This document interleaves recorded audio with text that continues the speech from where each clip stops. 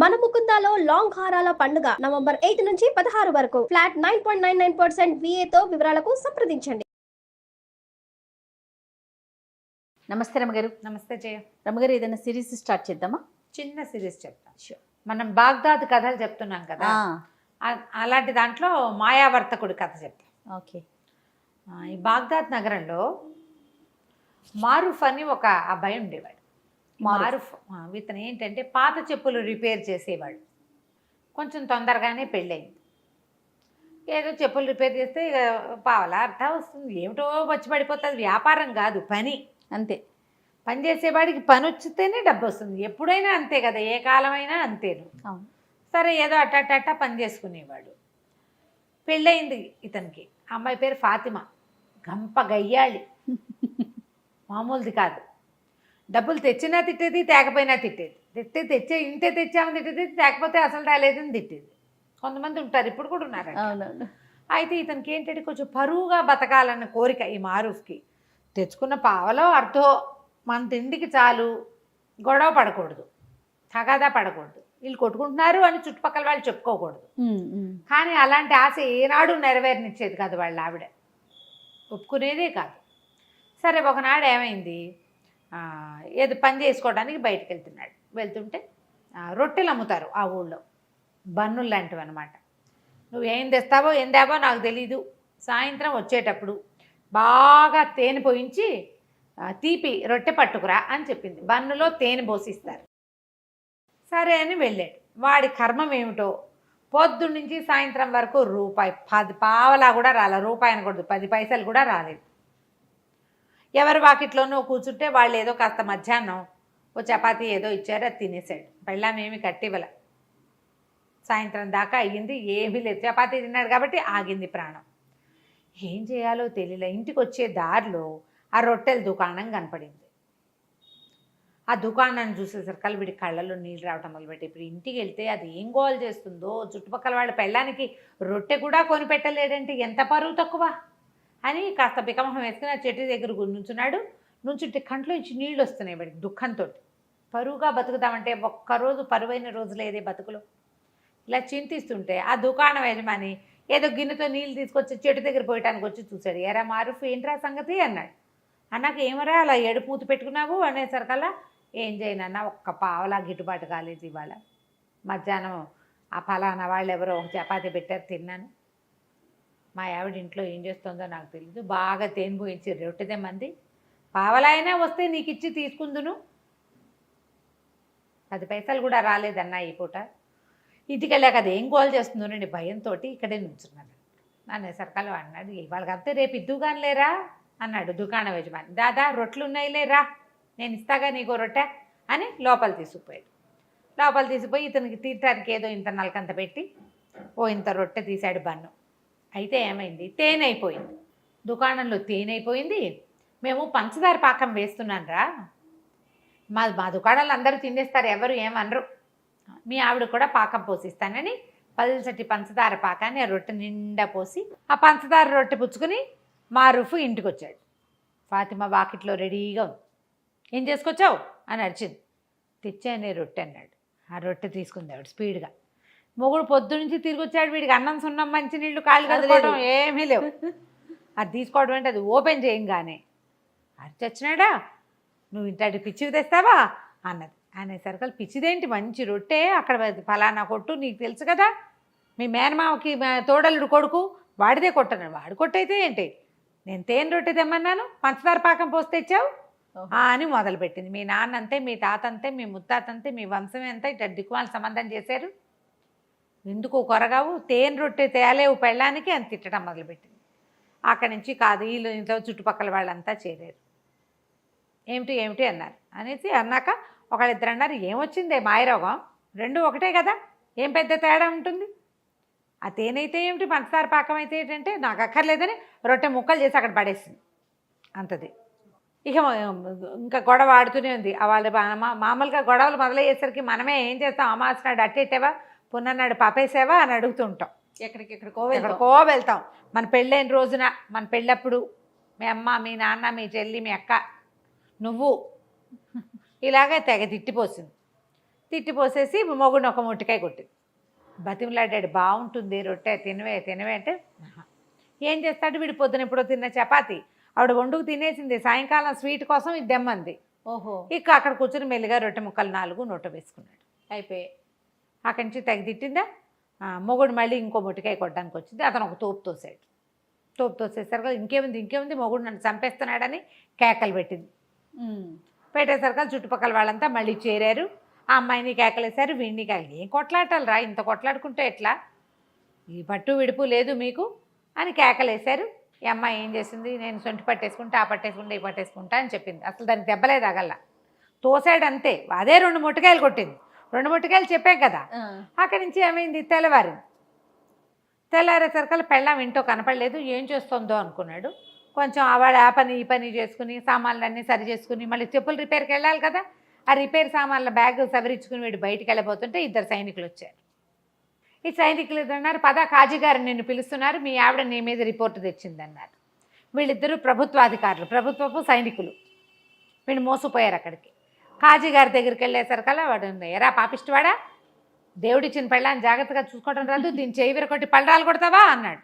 వీడు నిర్ఘాంతపోయాడు. నేను చేయి విరకొట్టడం ఏమిటండి, నేనేమీ చేయలేదు అమ్మాయిని, నేను అసలు కొట్టలేదు, అదే నన్ను కొట్టింది, నేను తోసాను అంతే, వెనక్కి గోడకి జారబడింది, నేను ఒక్క దెబ్బ కూడా కొట్టలేదండి, నేను నిన్న జరిగిన కథ అంతా చెప్పాడు. ఆ అమ్మాయి చేతికి ఒక కట్టు కట్టుకుని ఇట్లా పెట్టుకుని, మూతికి ఇక్కడ ఏదో ఎర్రగా ఉంది, రక్తం నేతులు వచ్చేలాగా కొట్టాడు. వీడు అంతు తేల్చమని కాజీ దగ్గరికి వచ్చింది. అక్కడి నుంచి ఆయన 4-5 ప్రశ్నలు వేశాడు. వీడన్నాడు, ఫలానా రోడ్డు మీద ఫలానా కొట్టువాడు ఉంటాడు, మా వాకిలు ఎదురుగుండానే ఉంటాడు, కావాలంటే వాడిని కేకేయమంటే వాడు ఆధారనే పోతున్నాడు. సైనికులు బయటకు చూసేసరికి ఏమండి మీరు చెప్పిన వాడు వస్తున్నాడండి అనేసరికి సుల్తానో వాడి ఏదో పేరు ఆ వాడిని పిలిచారు లోపలికి. పిలిస్తే వీళ్ళేం కొట్టుకోలేదండి, తేనెరెట్టు కోసం గోల్ చేసింది అమ్మాయి, అదే వీడిని కొట్టింది అనేసరికల్లా అక్కడి నుంచి కేకలేసాడు అమ్మాయిని కాజీ. ఏమిటమ్మా, పెళ్ళిని నిలబెట్టుకోవాలి, ఇట్లా చేయకూడదు, నీకు మొగుడు సరిగ్గా సంపాదించట్లేదని కోపం ఉందనుకో, దానికి ఇదే మార్గం, ఇట కాదు, కొట్లాడుకోకండి, పొండి అని పంపించేసాడు. ఆ అమ్మాయి కాస్త వెళ్ళిపోయింది ఫాతిమా. ఈ మారూఫ్ బయటికి వెళ్ళంగానే ఆ సైనికులు ఇద్దరు ఇతని వెనకాల, నీకు బందోబస్తుకు వచ్చాం కదా, మాకేమైనా ఇవ్వమంటారు. పోలీస్ స్టేషన్లలో జరిగే కథ అప్పుడు ఉండేది పాపం. మరి నీకోసం మా సర్వీస్ ఇచ్చాం కదా అనేసరికల్లా ఇంకేం చేస్తారు. వీడు ఏమైంది అటు ఇటు చూశాడు. అతను పొద్దున పూట వచ్చేటప్పుడు ఏవో సామాన్లు అవి పట్టుకొచ్చుకున్నాడు కదా, ఆ సామాన్లలో ఒక పావలా బెళ్ళుంది. ఆ పావలా చేతిలో పెట్టాడు. అన్నాడు, నన్ను వదిలేండి, నా దగ్గర ఇంకేమీ లేదన్నాడు. తన ఇంటి వైపుకి నడిచి వెళ్ళాడు. ఈ లోపల ఎవరో చెప్పులు రిపేర్ అనేసరికల్లా అటువైపు వెళ్ళేసరికి మళ్ళీ 2 సైనికులు వచ్చారు. ఇంకో కాజీ గారి దగ్గరికి వెళ్ళింది అమ్మాయి. ఇంకో కాజీ దగ్గరికి వెళ్ళేసరికల్లా మళ్ళీ ఒక కాజీ గారి దగ్గర ఆయన పత్రం ఇచ్చాడండి అన్నా కూడా సైనికులు ఒప్పుకోవాలి. అట్లా కాదు, నువ్వు కాజీ గారి దగ్గరికి వచ్చి చెప్పు. ఈ అమ్మాయి చేసి తూర్పు వైపు కాజీ దగ్గరికి ముందు వెళ్ళింది, పడమటి వైపు కాజీ దగ్గరికి మధ్య. వీడిని ఎలాగైనా జైల్లో పెట్టాలి, మొగుడిని తన్నించాలి. కొంతమంది అలా ఉంటారు, తనకేం ఉపయోగపట్టలేదు కాబట్టి వాడిని చావగొట్టాలి, వాడి బుద్ధి రావాలి, వాడిని జైల్లో పడేయాలి. అప్పుడు కానీ వాడికి వాడిని కన్నా అమ్మా నాన్నకి బుద్ధి రాదు, పిచ్చి ధోరణి ఉంటుంది. అవునవును. అక్కడికి వెళ్ళేసరికల్లా ఆ కాజీ గారు అన్నాడు, అదేమిటి ఏం జరిగిందంటే, అయ్యా ఇట్లా కాదండి, ఏమీ జరగలేదు, మా అమ్మాయి ఆవిడ జూటా ఇల్జాములు తీసుకొస్తుంది అంతే, ఇది అబద్ధము. పొద్దుటి కాజీ గారు ఇచ్చిన కాగితం ఇదిగోండని కాగితం చూపించాడు. ఆ కాగితం చూసేసరికల్లా ఆ అమ్మాయి కేకలేశాడు ఆయన. ఆ అమ్మాయి అక్కడి నుంచి కూడా వెళ్ళిపోయింది. ఈ సైనికులు మళ్ళీ 2 సైనికులు ఉన్నారు కదా, మాకేదైనా ఇవ్వమన్నారు. ఏమి ఇస్తాడు, తన దగ్గర చెప్పులు పని చేసే సామాన్లు తప్పిస్తే ఏమీ లేవు. సరే, అక్కడ ఏదో ఇనుప సామాన్లు కొట్టుంటే ఈ చెప్పులు బాగు చేసే 2 వస్తువులు అక్కడ అమ్మేసి తాకట్టు పెడితే ఏం రాదు. అవి వచ్చిన పావలా చెరుకో పావలా ఇచ్చాడు. చిచ్చి అనుకున్నాడు, నా బతుకు దిక్కుమాలి బతుకు, ఇక నేను ఇంటికి వెళ్ళాం అని చెప్పేసి అలా నడుచుకుంటూ వెళ్ళిపోయాడు. నడవగా ఎక్కడో నీరసం వచ్చాక ఓ చోట కూలబడ్డాడు. అక్కడ ఒక పురాతన పాడుబడిపోయిన ఇల్లు ఒకటి. ఆ ఇంటి దగ్గర కూర్చున్నాడు. అక్కడి నుంచి వాడికి తన జీవితం ఆలోచించుకుంటుంటే ఎంత దుఃఖం వచ్చిందో. నన్ను పొద్దున్న సైనికులు తీసుకెళ్లారు, చుట్టుపక్కల అందరూ చూసారా, ఏం పరువు ఉంది నాకు. కాజీ ఇంట్లోకి వెళ్ళటం, ఆ కాజీ ఇంటి చుట్టుపక్కల వాళ్ళంతా చూసారా, అక్కడ కూడా నేను కాజీ ఇల్లు పుచ్చుకు తిరుగుతానంటే ఏదో వ్యాజ్యానికి వచ్చాననే కదా చెప్పుకుంటారు. 2 చోట్ల పరుగు పోయింది తెల్లవారి పొద్దున్నే. పోనీ అక్కడి నుంచి యువతలకు వచ్చి ఎక్కడో పని చేసుకుంటుంటే మళ్ళీ అక్కడికి 2 సైనికులు వచ్చారు. మళ్ళీ ఈసారి తూర్పు కాజీ అయ్యాక పడమటి కాజీ దగ్గరికి వెళ్ళా. పని చేసుకునే చోట పరుగు పోయింది, కాజీ గారింటి దగ్గర పరుగు పోయింది. పరుగుగా బతకడానికి అవకాశం ఇవ్వట్లేదే ప్రభువు మనకి, అలా అవకాశం ఇవ్వట్లేదని పెద్ద పెట్టున ఏడవటం మొదలుపెట్టాడు. ఏడుస్తుండే సరకాల ఒక భారీ కాయంతో ఉన్న ఒకడు వచ్చాడు. ఎవరినైనా ఎందుకు నాయనా ఏడుస్తున్నావు అంటే, నేనేం చెప్పను, నువ్వెవరు అన్నాడు. నేను ఎప్పుడో 300 ఏళ్ల క్రితం చచ్చిపోయా. ఈ ఇల్లు నాది. అప్పుడు 300 ఏళ్ల క్రితం ఆ ఇంటి మీద ఆశ చావక నేను ఇక్కడే బతుకుతున్నా. ఇల్లు పాడుపడిపోయింది క్రమంగా. నేను ఇక్కడే ఉంటా. ఎవ్వరూ ఇక్కడికి వచ్చి ఏడ్చినవాడు, అడిగినవాడు, పెట్టినవాడు లేడు. అంటే నీకు ఈ చెప్పుకుని ఏం ఇది ఉపయోగం, ఆరుస్తావా తీరుస్తావంటే ఆర్చగలను, తీర్చగలను, నీకేం కావాలో చెప్పు అంటే, ఎక్కడికైనా సరే నేను హాయిగా బతకడానికి ఒక ప్రదేశం కావాలి, నాకు పరువుగా బతకాలి, నేను ఎక్కడికైనా తీసుకెళ్ళి అంటే నగరంలో దింపుతానన్నాడు. బాగ్దాద్ నగరం వద్దు, బాగ్దాద్ నగరంలో తూర్పున నా పరువు పోయింది, పడమట్న నా పరువు పోయింది, నేను బతకలేను అంటే ఆయన ఏమన్నాడు, సరే నా వీపు మీద కూర్చో, నేను తీసుకెళ్తానని చెప్పేసి తీసుకెళ్ళిపోయాడు. ఎక్కడికో తీసుకెళ్ళి ఒక ఊళ్ళో వదిలిపెట్టాడు. తెల్లవారేసరికి అక్కడ ప్రత్యక్షం అయిపోయాడు. రాత్రి ఎక్కాడు, తెల్లారేసరికి ప్రత్యక్షం అయిపోయాడు. ఆ భూతం కాస్త వెళ్ళిపోయింది అవతలకి. వీడు ఆ నగరంలో చూస్తే వాళ్ళు ఎవ్వరూ మనలాంటి బట్టల వాళ్ళు కాదు, మనలాంటి వ్యవహారం కాదు, అదేదో వేరే ప్లేస్. సరే వీడు నడవటం మొదలుపెట్టాడు. వారా వీరా అందరూ అడుగుతున్నారు, ఏ ఊరు, నీవేం వ్యాపారం చేస్తావు, నీకేమొచ్చు, నీకేం చేస్తావు, అది ఇది, మీదే ఊరు అంటే ఇతను ఏం చెప్పాడు, బాగ్దాద్ అని చెప్పాడు. బాగ్దాద్ నుంచి ఎప్పుడు బయలుదేరావు అని అడిగారు. అడిగితే నిన్న రాత్రే అన్నాడు. అనగానే పక్క నవ్వారు. ఏమిటి బాగ్దాద్ ఇక్కడికి ఎంత దూరమో తెలుసా, బళ్ళ మీద వచ్చినా 1 ఏడాది పడుతుంది. ఇక్కడి నుంచి వ్యాపారానికి వెళ్ళే వాళ్ళు ఉంటారు, 1 సంవత్సరం పడుతుంది అక్కడికి వెళ్ళటానికి. రాత్రికి రాత్రే ఎలా వస్తావు, మతిగాని పోయిందా నీకు, పిచ్చివాడని అందరు నవ్వుతున్నారు. అయితే ఆ సమయంలో ఒక ఆయన అక్కడికి వచ్చాడు, ఒక వ్యాపారస్తుడు. చూసి ఎవరు ఏమిటి అని అడిగి మిగిలిన వాళ్ళందరినీ కేకలేసారు. ఏంటి పై ఊరు నుంచి ఎవడో వస్తే ఆయన ఏం నిద్ర సరిగ్గా లేదో, అందుకని ఏదో తీర్పుమరుపుగా చెప్తున్నాడు, నేను మాట్లాడతాను, మీరంతా పొండి అని అందరినీ కేకలేసి అతన్ని తీసుకొచ్చాడు. తనతో పాటు ఓ సావడి లాంటి చోట కూర్చోబెట్టాడు. ఆ చావట్లో భోజనశాల ఒకటి ఉంది వెనకాల. వాళ్ళని కేకేస్తే వాళ్ళు వేడి తేనీరు 2 రొట్టెలు పట్టుకొచ్చారు. చేరుకో 2 రొట్టెలు తిన్నారు, టీ తాగారు. టీ తాగాక అతను అడిగాడు, ఏ ఊరు మీది, ఎవరు ఏమిటి అంటే, బాగ్దాద్ నగరం, ఇట్లా పరుగు పోయిందని నేను ఊరు నగరపు చివర్లో శివార్లలో ఉన్న ఒక పాత ఇంట్లో పడుకుని ఏడుస్తుంటే ఓ భూతం నన్ను ఇక్కడ దింపిందంటే ఆయన ఆశ్చర్యపోయాడు. అవునా అనేసి, బాగ్దాద్ నగరంలో మీది ఏ ఊరు, ఏ ప్లేసు అన్నాడు.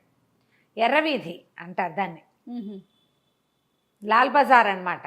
ఎర్రవీధి అండి అంటే ఆ ఎర్రవీధిలో ఎన్నో ఇల్లు మీద అన్నాడు, ఫలానా ఇల్లు అన్నాడు. అక్కడక అత్తర్ సాహిబ్ ఒక ఆయన ఉండాలి కదా, అత్తర్ల వ్యాపారం చేసేవాడు ఆయన ఉన్నాడా అన్నాడు. ఉన్నాడు. ఎంతమంది పిల్లలు, ఆయనకు 3 కొడుకులు, ఏం చేస్తున్నారు అన్నాడు. పెద్ద అతనేమో మదరసాలో టీచరు, 2వ అతను దర్జీ, 3వ వాడు చిన్నప్పుడే లేచకపోయాడు, చిన్నప్పుడే వెళ్ళిపోయాడు. నా వయసు వాడే, కాస్త 1 ఏడాది 2 ఏళ్ళు పెద్దవాడు. మేమిద్దరం చిన్నప్పుడు కలిసి ఆడుకునే వాళ్ళం. వాళ్ళ ఇంట్లో నుంచి అత్తర సీసాలు తెచ్చి ఇచ్చేవాడు మా ఇంటికి. మా ఇంట్లో వాడిచ్చిన అత్తర సీసా ఇంకా నా దగ్గర ఉంది. వాడు చాలా మంచివాడు, నా చిన్నప్పటి స్నేహితుడు. అంటే వాడు బాగా నడిచాడు ఆ వ్యాపారస్తుడు. నేనేరా నాయన ఆలీ వాడి పేరు, నేనే ఆలీని. నేను చాలా కష్టాలు పడ్డాను. మా చిన్నప్పుడు వాళ్ళ నాన్న కొడితే ఇంట్లో నుంచి లేచక్కపోయాడు. ఆ లేచక్కపోయిన వాడు అలా తిరుగుతూ ఈ నగరానికి చేరి ఇక్కడ ఉండిపోయాను, ఇక్కడ స్థిరపడ్డాను, వ్యాపారం చేసుకుంటున్నాను, నువ్వు ఒక పని చెయ్యి. ఇక్కడ ఏంటంటే ఇదంతా వ్యాపారస్తుల కోడళ్ళు ఇవి, ఇక్కడంతా వ్యాపారస్తుల పేరు గొప్పే నడుస్తుంది. నేను నీకు ఒక కంచరగాడిదని ఇస్తా, డబ్బులు ఇస్తా, వ్యాపారస్తుడు అన్న సినిమా ఇవ్వాలి వీళ్ళకి. నువ్వు ఎవ్వరేది అడిగినా సరే మా దగ్గర ఉన్నాయి, బిడార్లో వస్తుందని చెప్పు, దానం చేయి ప్రతి వాళ్ళకి, సరేనా అన్నాడు. సరే అన్నాడు. వీడు చక్కగా ఆ పంచలో పడుకుని నిద్రపోతే తెల్లవారేసరికల్లా ఆ ఆలీ ఏం చేశాడు, ఓ 1000 దినారాలు ఒక కంచరగాడిదని పంపించాడు. ఇతను ఏం చేశాడు, డబ్బులతోటి చక్కగా అక్కడ బజార్లో బట్టలు కొనుక్కొని చక్కటి బట్టలు వేసుకుని, కుర్రాడు కదా ఇతను, బాగున్నాడు, స్ట్రాంగ్గా ఉన్నాడు. అక్కడి నుంచి 1000 దినారాల సంచులు వేసుకుని కంచరగాడి దెక్కి వ్యాపారస్తుల కూడళ్లలోకి వచ్చాడు. చక్కగా దగదగామానంగా మంచి బట్టలు వేసుకుని ఉన్నవాడిని చూసేసరికల్లా ఎవరు అక్కడ ఏంటంటే ఇలా కొత్తగా పై ఊళ్ళ నుంచి వచ్చిన వాళ్ళ వేషం తెలిసిపోతుంది, మొహము భాష కూడా. మీ దగ్గర ఏమున్నాయి వస్తువులు అని, వస్తువులు కొనుక్కోవడం కోసం అనమాట. మీ దగ్గర ఏమున్నాయి, అవి ఉన్నాయా, ఇవి ఉన్నాయా, మీకు పట్టు వస్త్రాలు ఉన్నాయా, మీ దగ్గర సుగంధ ద్రవ్యాలు ఉన్నాయా, అక్కడి నుంచి ఏమో ఇవి ఉంటాయి కదా మన మిరియాలు, అవి స్పైసెస్ అవి ఉన్నాయా, ఇవి ఉన్నాయి. ఓహో బేళ్ళు ఉన్నాయి, కొల్లలు ఉన్నాయి, నా దగ్గర అవి ఉన్నాయి, నా దగ్గర ఇవి ఉన్నాయని చెప్పాడు. వాళ్ళు ఏది అడిగితే అది ఉందంటాడు. అక్కడి నుంచి ఒక ముష్టివాడు ఎవడో వస్తే ఇట్లా బ్యాగ్లో చేయి పెట్టి ఒక గుప్పెడు డబ్బులు తీసి ఇచ్చాడు. వీళ్ళు ఆశ్చర్యపోయి పెడుతుంపదేగా భలే ఇస్తున్నాడే అని ఆశ్చర్యపోయారు. అక్కడి నుంచి మసీదు వేళ అయింది. మధ్యాహ్నం ప్రార్థన సమయం అవుతుంది కదా. ప్రార్థనా సమయంలో ఏం చేశారు, అందరూ ప్రార్థనకు రండి హుజూర్ మీరు కూడా అని ఈయన కూడా తీసుకుపోయారు. లోపలికి వెళ్ళి ప్రార్థన చేసిన తర్వాత ఈ సంచిలో చేయి పెడతాడు, ఓ గుప్పెడిటు ఓ గుప్పెడిటు ఓ గుప్పెడిటు ఓ గుప్పెడిటు చొప్పున దానం చేసేస్తున్నాడు. ఆశ్చర్యపోయారు. సరే భోజనశాలకు తీసుకుపోయారు. ఇవాళ భోజనం నా ఖర్చు అని అందరికీ భోజనం 100 దీనారాలు పెట్టి భోజనం పెట్టించేశాడు. చాలా ఆశ్చర్యపోయారు. ఆశ్చర్యపోయి ఎప్పుడు వస్తుంది మీ బిడారు ఏమిటంటే, వస్తుంది, నేను ముందు వచ్చేసాను, చాలా సామాన్లు ఉన్నాయి, 500కి పైగా గాడిదలు, అవన్నీ రావాలి. బిడారు వచ్చాక మీకు ఎవరికి ఏది అంటే వ్యాపారస్తులు బిడారంటే రావాలి కదా, ఒక సమూహంగా కొన్ని వందల బళ్ళు కలిసి వస్తాయి. నేను తొందరగా వచ్చేసా, అవన్నీ ఏర్పరిచి నేను వచ్చేసాను అన్నాడు. అక్కడి నుంచి దానం అన్నాడు. ఇక్కడ చాలామంది ఉన్నారు బిచ్చగళ్ళు. ఈ లోపల ఒక ముసలి బిచ్చగత్తకి దానం చేస్తే ఆ బిచ్చగత్త పోయి ఎవరికో చెప్పింది. ఓ 25 మంది వచ్చారు.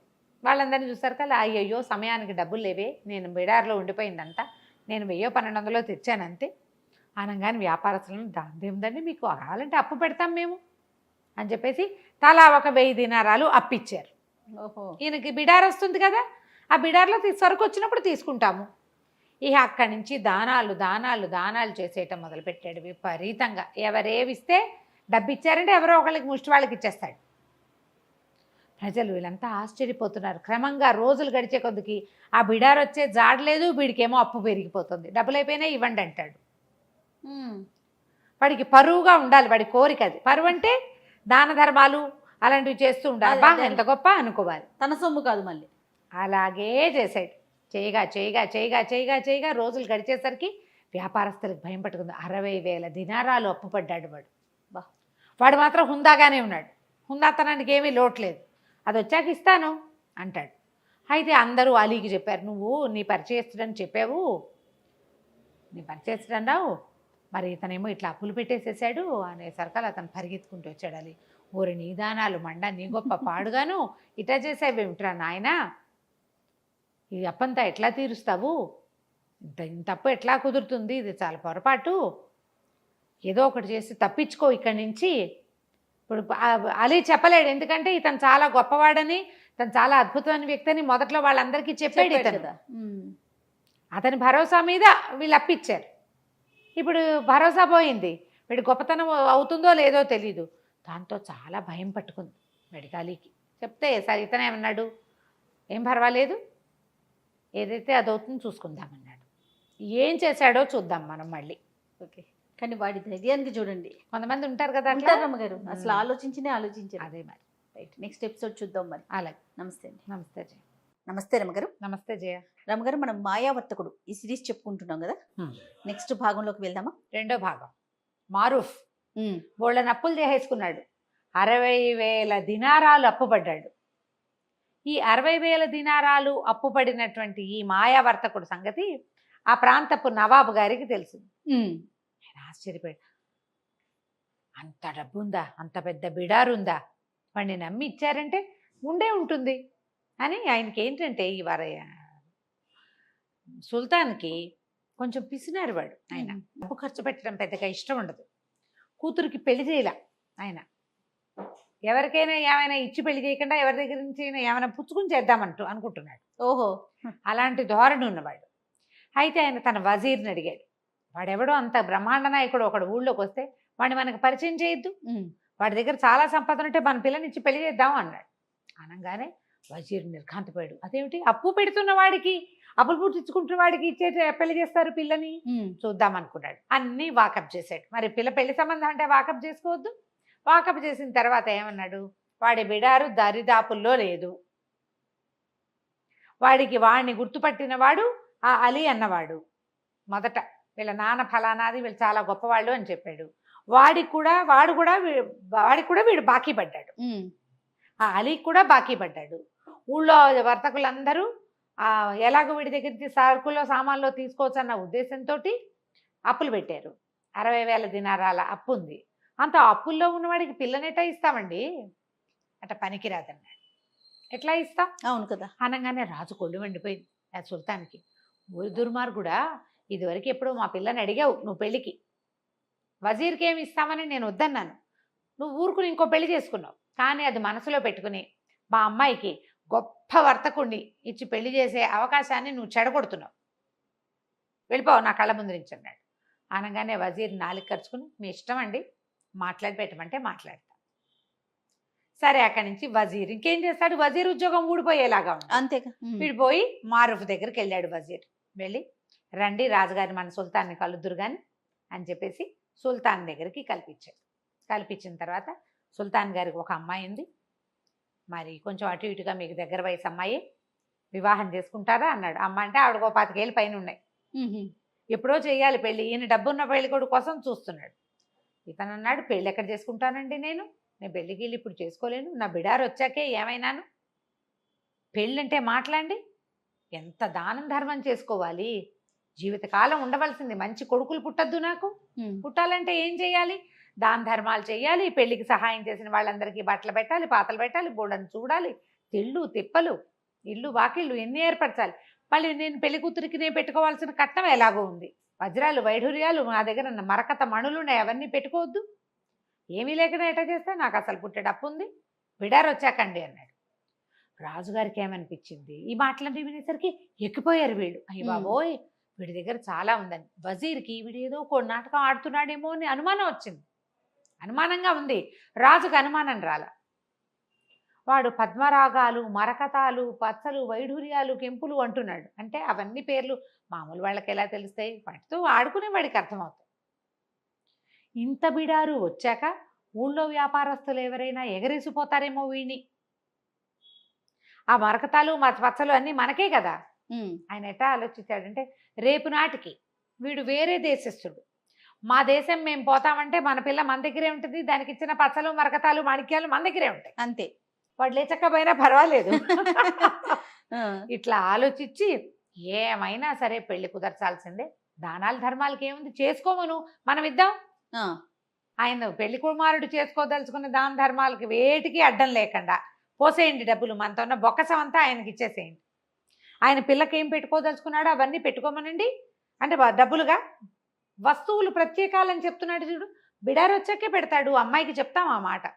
అక్కడ ఏంటంటే స్త్రీధనం ఇచ్చి పెళ్లి చేసుకునే విధానము ఈ జాతుల్లో బహుశా ఉన్నది, ఆ కథలో కనపడుతుంది. స్త్రీధనం ఇవ్వాలంటే అమ్మాయికి ఒక 25,000 దినారాలు, అమ్మాయి ఒక బొక్కసం ఉంటుంది ప్రత్యేకంగా, వాళ్ళకి బొక్కసం అంటే ధనాగారం అనమాట, ఓ బాక్సులో పోసి ఇస్తారు, అది ఆ అమ్మాయికి రేపొద్దున సేఫ్టీ, వీడు వదిలేసి వెళ్ళిపోయినా ఏదైనా అయినా ఆ డబ్బు ఆ అమ్మాయిది. దానికి ఉర్దూలో ఒక ఖచ్చితమైన పేరుంది, ఇప్పుడు సడన్ నిన్న గుర్తుంది, వాళ్ళ జ్ఞాపకం రావట్లేదు. ఇప్పుడు పెళ్లిళ్లలో కూడా ఉందిట, అమ్మాయికి ఇవ్వటం ప్రత్యేకంగా ఉన్నది. కొన్ని కుటుంబాల్లో ఖచ్చితంగా అమ్మాయికి స్త్రీధనం పుట్టింటి వాళ్ళు కాదు, కాబోయే భర్తే ఇంత ఇస్తాము అని చెప్తారు, అదే ఆ అమ్మాయిదే. బాగుంది, ఆచారం అయితే చాలా బాగుంది కదా. అయితే ఏమైంది, ఒప్పుకున్నారు. ఒప్పుకున్నాక ఇక మన మారూఫ్కి పెళ్లి కుమారుడు అయ్యాడమ్మా, మామూలుగా కాదు, బ్రహ్మాండంగా పెళ్లి కుమారుడయ్యి పందిళ్ళు వేసిన వాడి దగ్గర నుంచి వడ్డిచ్చిన వాడి వరకు, వజీర్ నుంచి హెల్పర్ కుర్రవాడి వరకు అందరికి వస్త్ర సముదాయం బహుకరించాడు. పెళ్లి కుమార్తెకి 50,000 దినారాలు చదివించాడు, 5 రోజులు విందు చేయించాడు, అన్ని మంగారు డబ్బులతో, మామగారివే డబ్బు, మనకి లేవు కదా, లేవు. సరే పెళ్ళైపోయింది. పెళ్ళైపోయాక అంతా హడావిడంతా సర్దుమణిగింది. సరే అమ్మాయిని అబ్బాయిని కలిపారు. మారూఫ్ ఆల్రెడీ మ్యారీడ్ కదా, ఇంతకుముందే పెళ్ళి అయిన వాడు, చక్కగా రాజకుమార్తె కొంచెం వయసు ఉన్న అమ్మాయి, చిన్న అమ్మాయి కాదు, చాలా కులాసాగా ఉన్నారు. కాకపోతే మారూఫ్ ఏం చేశాడంటే తొలి రోజు రాత్రే భార్యకి మొత్తం విషయం చెప్పేశాడు. ఆమె పక్క నవ్వింది. మా నాన్నకి ఈ శాస్త్రి కావాల్సిందే అంది. ఇలాంటి మోసం భలే ఉంది, మోసం ఇంత మాయా అని. పోన్లేండి మా నాన్న అడిగేదాకా మాట్లాడుకొని మనం కులాసాగా ఉందా ఉంది. హాయిగా మొగుడు పెళ్ళాం ఎదురు చిలకా గోరింకాలే రాజుగారి ఇంట్లో ఉన్నారు. రోజులు గడుస్తున్నాయి, బిడారు పత్తా లేదు. రాజుగారికి టెన్షన్ పడుకు వెళ్ళింది, వీళ్ళ బొకసంతా ఖాళీ అయిపోయింది. అక్కడి నుంచి రోజువారీ అల్లుడు గారికి అలవాటైన అవి ఉన్నాయి కదా, దాన ధర్మాలు. మసీదుకి వెళ్తే దానం చేయాలి, ప్రార్థనకి వెళ్తే చెయ్యాలి, చాపేసిన వాడికి ఇవ్వాలి, టోపీ పెట్టిన వాడికి ఇవ్వాలి, ఇచ్చేస్తున్నాడు. రాజుగారి బొక్కసం అంతా ఖాళీ అయిపోయింది. అవి లేవు, ఇవి రావు. ఇక వజీర్ని పీడించడం మొదలుపెట్టాడు. వజీర్ కాస్త, మహాప్రభు మీరు అడక్కండి, వీడు దొంగ గ్యారెంటీగా. మా వర్తకుడు అంటే వర్తకుడు కాదు, వీడు మాయావర్తకుడు, వీడు మాయవాడు, వీడిని నమ్మడానికి వీల్లేదు. మీ అమ్మాయి వాడితో కాపురం చేస్తుంది, ఆ అమ్మాయితోటి అడిగించండి అనేసరికల్లా సుల్తాన్ గారు పరిగెత్తుకుంటూ కూతురు దగ్గరికి వచ్చి, అమ్మాయి ఇగో ఇట్లా ఉంది పరిస్థితి, మీ ఆయన అడుగు బిడారు ఎప్పటికి వస్తుందో అంటే, ఆ రోజు రాత్రి భర్తకు చెప్పింది, నా మాట వినండి, మరి మీకు నా దగ్గర ఒక 50,000 ఉన్నాయి, మీరు ఇచ్చింది కాదు, నా దగ్గర ఉన్నాయి. ఆ అమ్మాయి జమ చేసుకుంది, వాళ్ళు వీళ్ళు ఇచ్చిన డబ్బులు, ఏదైనా తండ్రి ఏదైనా బర్త్డేలకు ఇచ్చింది, ఆ అమ్మాయి ఖర్చులకు ఇచ్చినవి అవన్నీ పక్కకేసి పెట్టుకుని, మీరు ఇచ్చిన బాక్స్ బాళంగా బాక్స్ అట్లాగే ఉంది, అది ముట్టుకోరట, ఖర్చు కూడా పెట్టట్టు, దాన్ని ఇస్తాను, ఇవి పుచ్చుకుని వెళ్ళిపోండి, ఎక్కడో చోట బతకండి, వస్తాడని చెప్తా మా నాన్నకి. కొద్ది రోజుల వరకు నువ్వు వస్తావు, బిడార్ కోసం వెళ్ళాడు వస్తాడు అంటే ఓ నెల రోజులు ఆగుతాడు కదా, ఆ నెలలో నువ్వు నీ దేశం చేరిపోతావు, ఏదో ఒక దేశం చేరిపోయి ఏదైనా చిన్న వర్తకం చేసుకుని బతకండి అని చెప్పేసి సరే ఇతను 50,000 దినారాలు పుచ్చుకుని ఏం చేస్తాడు, అయ్యో ఇంత చక్కటి భార్య, ఇంతకుముందు రాకాసి మొహంది అది, ఇంతకుముందు ఉన్న భార్య ఏమిటి 3 కాజీల దగ్గరికి తిప్పింది కదా, వాళ్ళంత డబ్బులు, పైగా తనే దెబ్బలు కొట్టుకుని వీడే కొట్టాడు అంటుంది, దుర్మార్గురాలు. దాన్ని వదిలేసి వచ్చినా బాధ లేదు, ఈ అమ్మాయి ఇంత చక్కటి మనిషిని వదిలిపెట్టాల్సి వస్తుందని చాలా చింతపడ్డాడు. కానీ ఇంకేం చేస్తాడు, 50,000 దినారాలు పుచ్చుకుని ఓ గుర్రాన్ని దేనో సంపాదించి పారిపోయాడు. మర్నాడు పొద్దున మధ్యాహ్నానికి భోజనాలు అయిన తర్వాత సుల్తాన్ వచ్చి కూతుర్ని అడిగాడు, ఏమిడమ్మా మీ ఆయన ఏమిటి సమాధానం చెప్పాడంటే, ఏమో నాన్న రాత్రి ఏదో ఉత్తరం వచ్చింది ఆయనకి, ఉత్తరం వస్తే సరే ఇగో బిడారు దారిలో ఉందిట, అక్కడ ఏదో ప్రాబ్లం అయిందిట, బిడారు దొంగలు దోచుకున్నారని రమ్మని కబురు వచ్చింది, మా ఆయన పరిగెత్తుకుంటూ వెళ్ళాడు, మరి అదేదో చూసుకుని వస్తాడు, మీరు కంగారు పడకండి అంది. అనగానే మన వజీర్ అన్నాడు, మహారాజా అయిపోయింది ప్రభు, అయిపోయింది సుల్తాన్ అన్నాడు, అవి వెళ్ళిపోయాడు, ఇక రాడు. మీ కూతురే అబద్ధం చెప్తుందో మీ కూతురికి వాడే అబద్ధం చెప్పాడో నాకు తెలియదు. గ్రహించాడు ఆయన, గ్రహించాడు సుల్తాన్ గారు, గ్రహించట్లా, ఈయనకు డబ్బు తాపత్రయం కదా, వస్తాడేమో కూతురిని నమ్మాడు ఆయన, 25 ఏళ్ల కూతురు, అదేమన్నా చిన్నపిల్ల, అమ్మాయికి అన్నీ తెలుసు కదా. సరే కొద్ది రోజులు ఆగుదాం అనుకున్నారు, చూద్దాం తర్వాత వాడి కోసం వెతుకుదాం, ఈ లోపల ఖాళీ అయిపోయిన బొక్కసారి నింపే పని చేసుకోవాలి పాపం వాళ్ళు. ఈ మారూఫ్ ఏం చేశాడు, గుర్రం వేసుకుని వెళ్ళాడా, వెళ్ళగా వెళ్ళగా వెళ్ళగా వెళ్ళగా ఒక 2-3 రాత్రులు గడిచినాయి.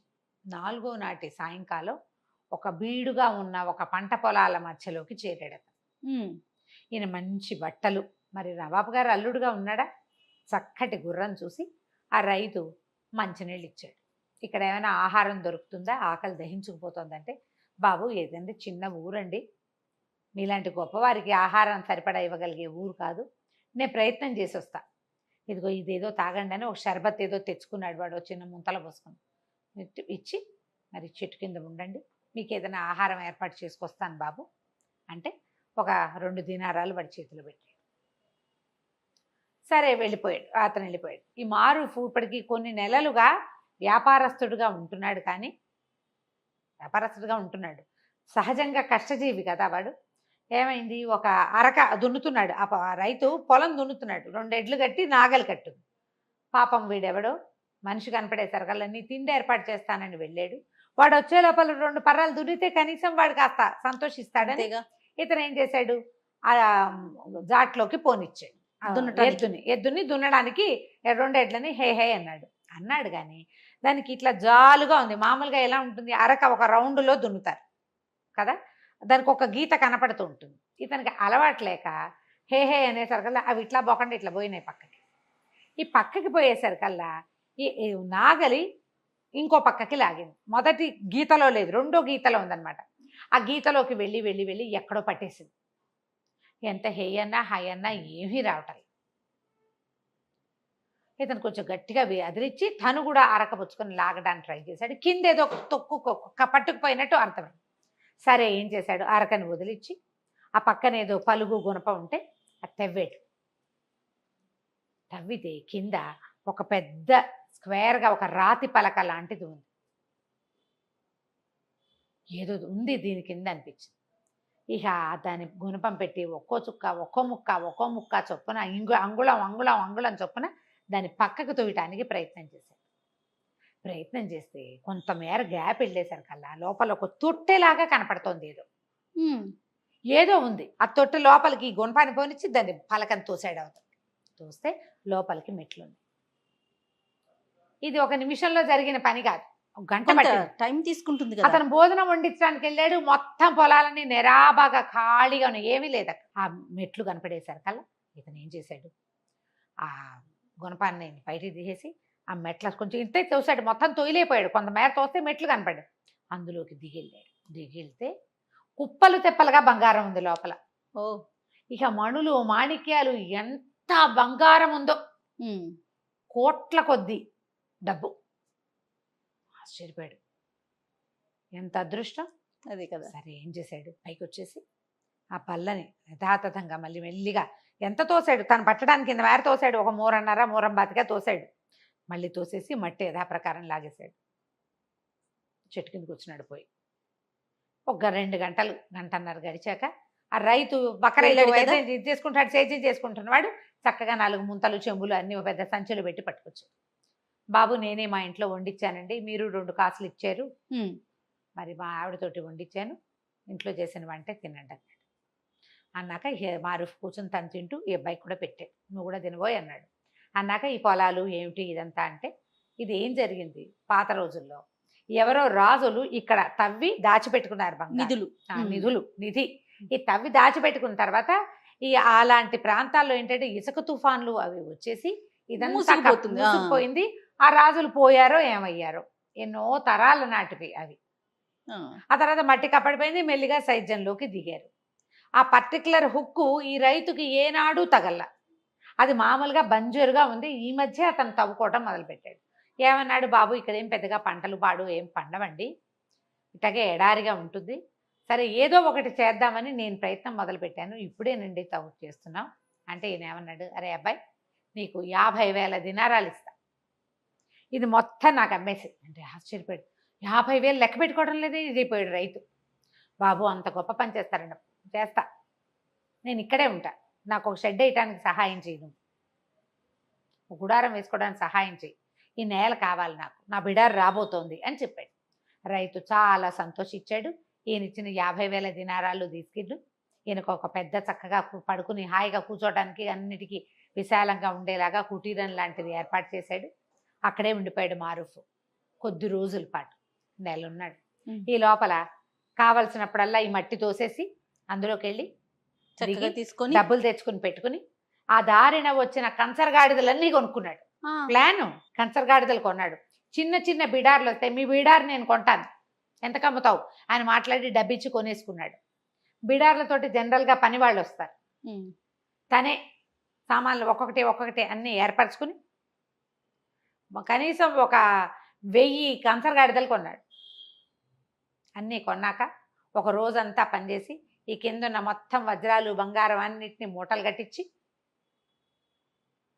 ఆ గాడిదల మీద వేసుకుని ఆ మొత్తం బిడారిని నవాబు గారి దగ్గరికి తన భార్య ఉన్న దగ్గరికి తరలించుకుపోయాడు. నెల దాటిపోయింది. నెల దాటంగానే ఇక సుల్తాన్ ఇంక నేను ఆగలేనని కూతురిని చెడదిట్టాడు, వజీర్ని తిట్టాడు. ఏమైనా సరే వాడి మీద ఒక కాగితం పుట్టించి అన్ని దేశాలకి పంపించాలి, ఇలాంటి వాడు వస్తే వీడు బొమ్మకిచ్చండి, ఇలాంటి వాడు వస్తే వీడిని పట్టుకోమని. ఇంతలో ఏమైంది, ఏదో పెద్ద బిడార్ లాంటిది వస్తోంది. 1000 గాడిదలు ఒకేసారి వస్తే ఎలా ఉంటుంది, పెద్ద వాండర్ పెట్టుకుంటూ దుమ్ముగా. కంచర్ గాడిదలు అంటే ఉట్టి గాడిదలు ఉండవు, కొంచెం పెద్దగా ఉంటాయి, గుర్రాలకి దగ్గరలో ఉంటాయి. అక్కడి నుంచి సైనికులు పరిగెత్తుకొచ్చారు. అల్లుడు గారి బిడార్ వస్తుందండి. రాజు కూతురు పరిగెత్తుకుంటూ వెళ్ళారు. ఎదురుగా వెళ్తే ఆయన ఏమన్నాడు, మారూఫ్ చెప్పాడు, దొంగలు పడి మొత్తం బిడారంతా పోయిందండి, ఏదో ఈ 4 మిగిలినాయి, సరుకేం సరుకు రాలేదు. ఎందుకంటే వాళ్ళకి ముందు వాళ్ళకి ఏం చెప్పాడు, సుగంధ ద్రవ్యాలు ఉన్నాయి, స్పైసెస్ ఉన్నాయి, దినుసులు ఉన్నాయి, పట్టుతానులు ఉన్నాయి చెప్పాడు. మొత్తం సరుకంతా పోయింది, సంపద మాత్రం సగం మిగిలింది.